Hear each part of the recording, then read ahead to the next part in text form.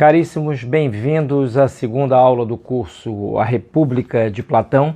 Hoje vamos começar propriamente o curso, já que houve uma gravação de boas-vindas e a aula primeira foi um esboço histórico e biográfico de Platão, ou seja, quem foi esta importante personagem da história da filosofia, que vicissitudes teve que enfrentar em seu tempo. Então hoje começaremos com o livro 1.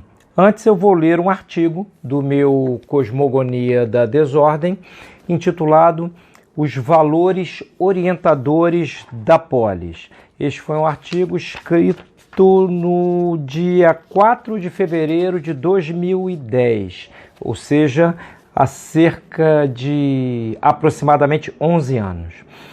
Eu vou ler e vou comentar antes de adentrarmos no livro 1 da República. A polis perfeita é absolutamente irrealizável em qualquer século. Sempre haverá um grau de desordem circundante ao qual os indivíduos não poderão escapar. Seja na Roma antiga, erguida sobre a noção de virtude, ou na Roma decadente e prostituída de Calígula e de Nero, seja na Grécia do período protofilosófico de Tales ou na do tempo de Péricles, seja na Idade Média cristã ou no Renascimento antropocentrista, ou, por fim, nas sociedades ultraliberais contemporâneas, nas quais a noção de bem comum esfumou-se, tornando-se a virtu política algo formalmente irrealizável. Então, eu começo por dizer que não tenhamos ilusões com relação à política perfeita neste mundo contingente, neste mundo repleto de limitações, tanto para os indivíduos como para as leis, já que as leis se são espelho, as leis positivas, sendo espelho de uma lei natural, ou seja, da estrutura dinâmica da própria natureza das coisas.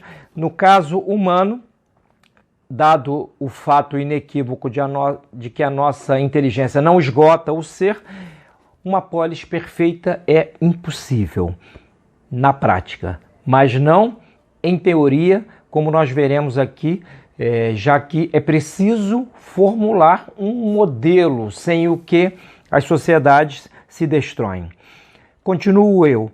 Em todas as sociedades e em todos os tempos, haverá sempre uma tensão entre a verdade e o erro, a ordem e a desordem, o bem e o mal. É certo que, em alguns períodos históricos, em contextos culturais específicos, serão melhores as pré-condições para a vida contemplativa, a bios theoretikos, por cujo exercício, segundo Aristóteles, o homem seria feliz no seio da polis como contemplador da verdade.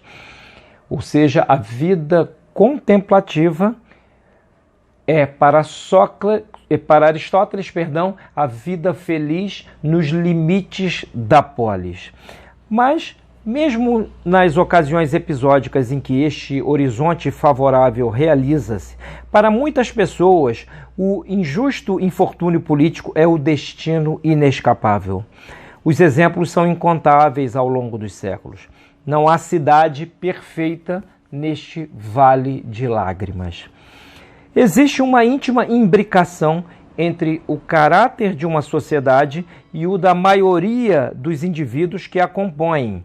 Este vislumbre de Platão na República é uma conquista definitiva para a história da filosofia política, embora, infelizmente, tenha sido tão mal interpretado por intelectuais que leram a obra do grande pensador grego de Esguelha, à luz das suas próprias premissas precárias, como, por exemplo, o liberal Karl Popper, no péssimo livro A Sociedade Aberta e Seus Inimigos, que tanta gente influenciou durante décadas. Então, eu estou dizendo aqui que esta analogia entre a alma dos indivíduos e a polis foi uma conquista de Platão na sua República, definitiva para a história da filosofia. É impossível haver uma sociedade de homens virtuosos, em que boa parcela seja virtuosa, sociedade governada por homens corruptos. Se os corruptos governam, é sinal de que há uma parcela de corrupção considerável entre os indivíduos.